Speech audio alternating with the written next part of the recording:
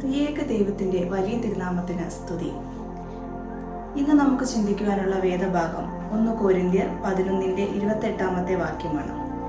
അത് ഇപ്രകാരമാണ്: മനുഷ്യൻ തന്നെത്താൻ ശോധന ചെയ്തിട്ട് വേണം ഈ അപ്പം തിന്നുകയും പാനപാത്രത്തിൽ നിന്ന് കുടിക്കുകയും ചെയ്യുവാൻ. ഈ വാക്യത്തിന് അന്ത്യോക്യയിലെ പ്രഭാഷകൻ കൂടിയായ സെന്റ് ജോൺ ക്രിസോസ്റ്റം നൽകുന്ന വ്യാഖ്യാനം ഇങ്ങനെയാണ്: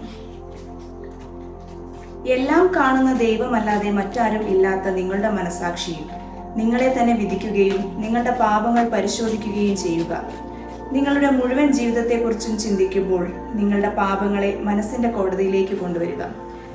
നിങ്ങളുടെ തെറ്റുകൾ തിരുത്തുക. അങ്ങനെ ശുദ്ധമായ മനസാക്ഷിയോടെ വിശുദ്ധ മേശയിൽ സ്പർശിച്ച് വിശുദ്ധ യാഗത്തിൽ പങ്കെടുക്കുക. വിശുദ്ധ യാഗത്തിൽ പിതാവിന്റെ സന്നിധിയിൽ നാം നിൽക്കുമ്പോൾ വിശുദ്ധ കുർബാന നമ്മെ ആത്മീയരായി ശക്തരാക്കട്ടെ എന്ന് പ്രാർത്ഥിക്കുന്നു. ദൈവം ഏവരെയും അനുഗ്രഹിക്കട്ടെ.